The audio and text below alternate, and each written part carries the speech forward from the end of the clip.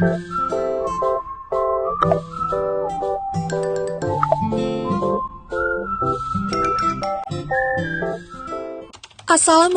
warahmatullahi wabarakatuh. Hai, selamat pagi, siang, sore, dan juga malam bagi kalian semua yang sedang menyaksikan video kami kali ini. Dalam video kali ini, kami akan berbagi informasi kepada kalian semua terkait blended learning. Apa sih blended learning itu? Nah, pasti banyak dari kalian yang masih belum mengerti apa itu blended learning. Oleh sebab itu, yuk simak video kami kali ini. Sebelum kita lanjut, yuk kenalan dulu sama anggota kelompok kami yang terdiri dari 11 cewek-cewek cantik dari Program Studi Pendidikan Bahasa dan Sastra Indonesia Angkatan 2020 Universitas Jember kelas A.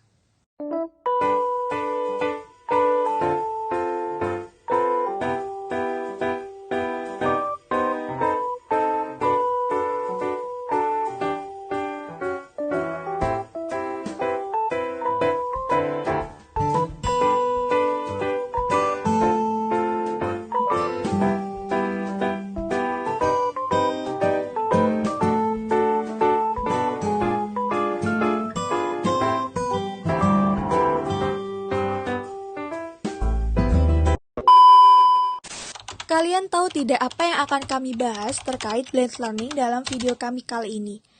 Nah, akan ada 5 poin yang menjadi inti pembahasan kami mengenai blended learning. Yang pertama, adaptasi teknologi. Yang kedua, online dan offline learning. Yang ketiga, blended learning 1. Yang keempat, blended learning 2. Dan yang kelima, blended learning 3. Daripada berlama-lama, bagaimana kalau kita langsung ke pembahasannya aja? Yuk, kita mulai! Nah, kita masuk nih ke pembahasan yang pertama, yaitu tentang adaptasi teknologi.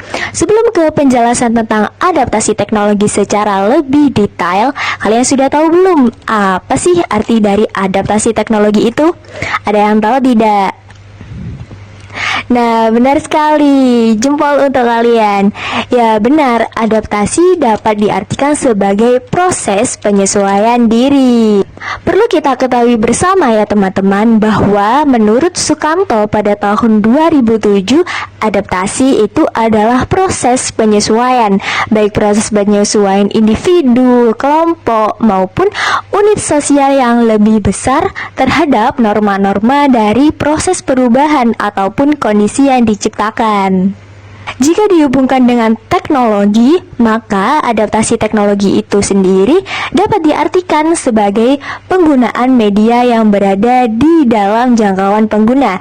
Tujuannya untuk apa sih? Tujuannya untuk menyampaikan pesan-pesan tertentu demi menegosiasikan atau menawarkan posisi, baik posisi sebagai individu, posisi sebagai kelompok, atau unit sosial yang lebih besar lagi tentunya di dalam masyarakat. Baik, itu tadi penjelasan dari adaptasi teknologi. Selanjutnya akan dibahas oleh rekan saya, silahkan. Pembahasan yang kedua, online dan offline learning. Nah, untuk offline learning sendiri dapat kita artikan sebagai kegiatan pembelajaran yang dilakukan di luar jaringan atau pertemuan tatap muka, atau dapat kita artikan sebagai kegiatan yang berorientasi dengan tempat dan interaksinya dilakukan secara langsung antara peserta didik dan juga pendidik. Untuk online learning sendiri dapat kita artikan sebagai sistematika belajar yang memanfaatkan adanya teknologi seperti audio, video, jaringan, dan sebagainya. Artinya tanpa ada pertemuan tatap muka secara langsung. Flinders University juga berpendapat mengenai online learning tersebut. Menurut Flinders University, online learning adalah personal, structured, active, and connective. Pembahasan yang ketiga adalah konsep blended learning 1. Dalam konsep blended learning 1 ini, kami akan menjelaskan beberapa poin, yakni konsep pembelajaran dan model pembelajaran. Perlu kita ketahui bersama, salah satu model pembelajaran yang dapat diterapkan melalui penggunaan media berbasis teknologi adalah blended learning. Konsep blended learning dapat kita artikan menggabungkan pembelajaran tatap muka di ruang kelas dengan pembelajaran online atau daring. Pembelajaran dengan sistem blended learning ini bertujuan untuk meningkatkan keefektifan pemahaman materi oleh peserta didik, khususnya mahasiswa, dan juga tetap meminimalisir mobilitas. Blended learning merupakan salah satu solusi untuk menghadapi tantangan pendidikan terkini dalam perkembangan globalisasi dan teknologi. Keefektifan sistem blended learning diharapkan mampu memaksimalkan proses pembelajaran berdasarkan kurikulum yang berlaku. Pembahasan yang keempat yakni model pembelajaran blended learning. Dalam model pembelajaran blended learning, menurut Kahn tahun 2005 menyebutkan bahwa blended learning merupakan kombinasi dari strategi pembelajaran yang tepat, baik secara penyampaian, materi, waktu, format, dan pesertanya. Beragam media penyampaian dipilih, disetting, 32 dikombinasikan dan didesain untuk saling melengkapi agar mencapai tujuan utama yaitu mengoptimalkan proses pembelajaran tradisional dan online dalam blended learning.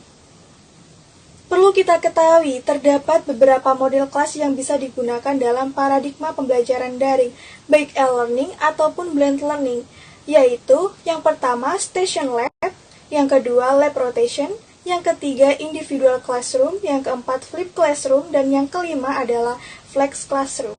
Pembahasan yang kelima yakni model blended learning. Nah, ada juga model blended learning baru menurut Wiyogo pada tahun 2016. Komposisi blended learning yakni 50/50% alokasi waktu pembelajaran, di mana 50% utama dilaksanakan secara face to face atau tatap muka dan 50% sisanya dilaksanakan secara daring atau online.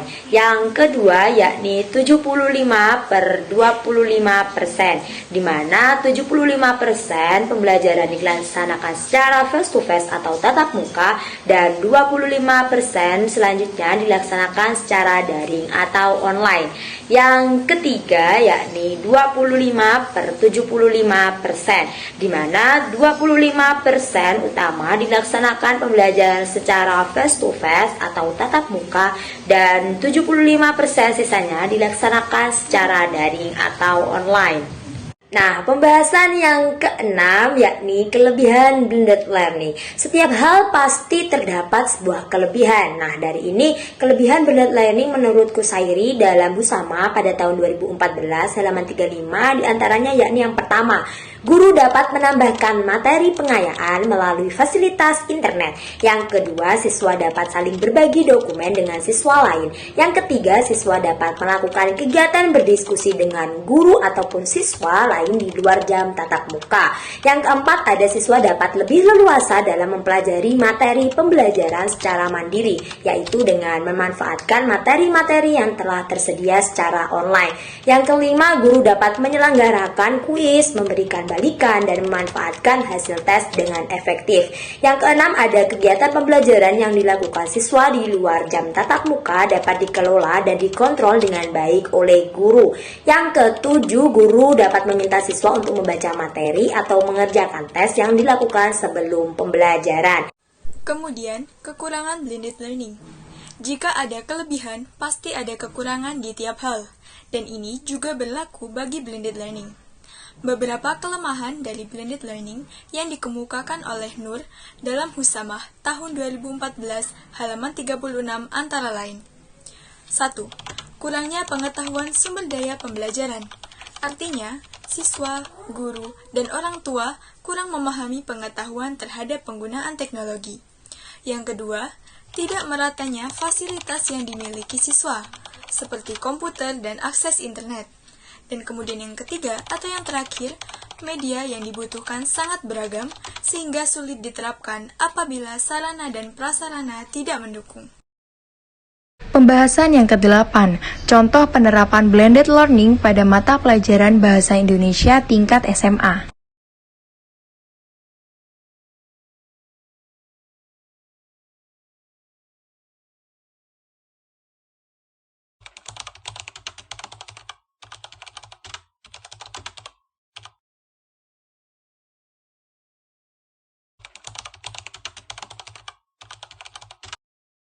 Yang ketiga, mengidentifikasi unsur-unsur drama. Pada bagian ini, pembelajarannya lebih cocok dilakukan secara daring.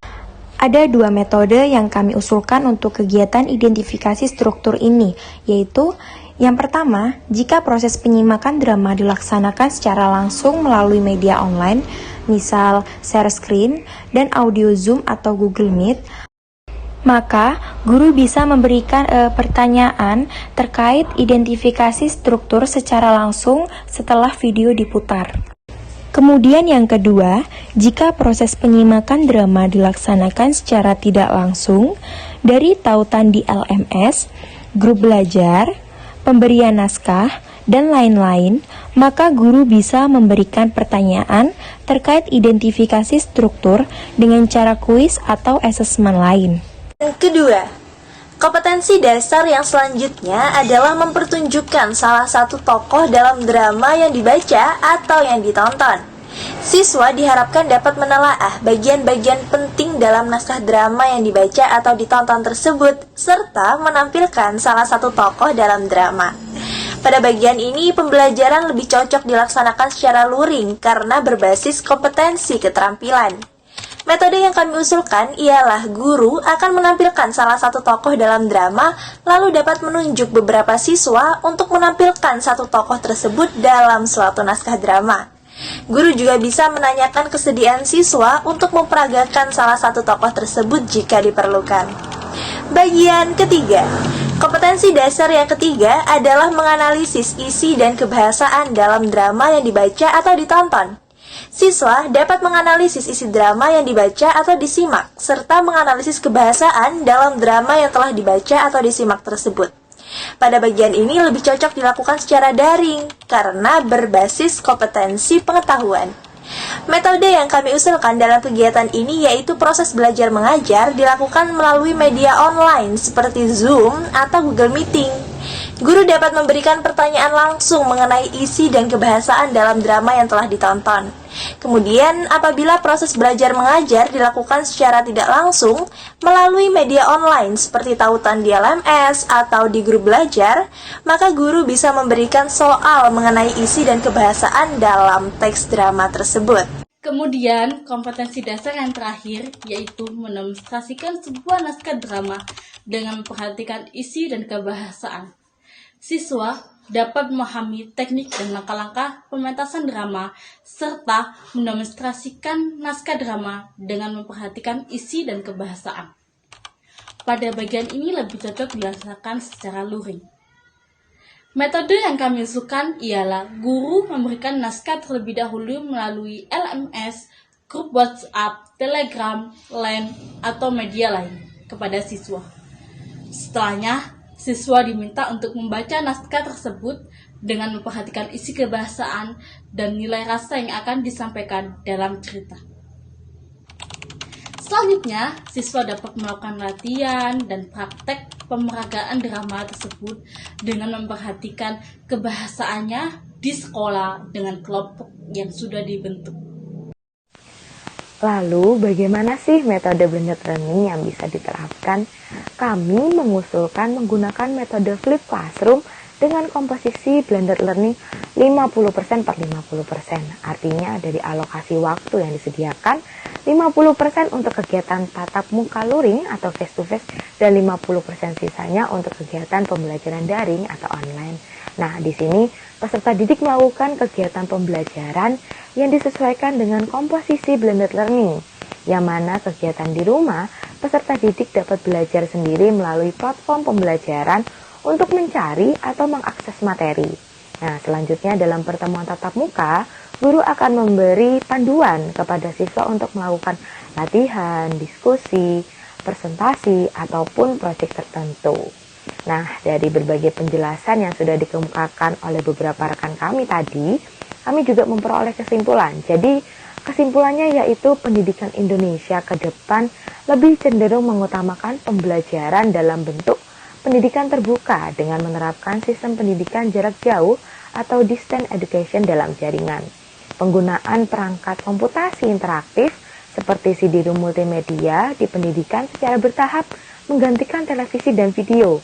Peserta didik diharapkan memiliki keterampilan belajar dan berinovasi, keterampilan menggunakan teknologi dan media informasi, serta dapat bekerja dan bertahan dengan menggunakan keterampilan untuk hidup atau life skill dengan memanfaatkan teknologi internet secara optimal dalam pengembangan pembelajaran. Nah, salah satu model pembelajaran yang dapat diterapkan melalui penggunaan media berbasis teknologi adalah model blended learning.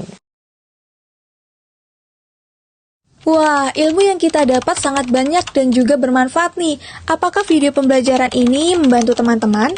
Jika iya, jangan lupa tinggalkan jejak ya dengan cara like, comment, subscribe, serta share video ini kepada orang lain. Ingat, berbagi ilmu bisa dapat pahala loh. Terima kasih telah menyimak video pembelajaran kami. Sampai jumpa di lain kesempatan. Wassalamualaikum warahmatullahi wabarakatuh.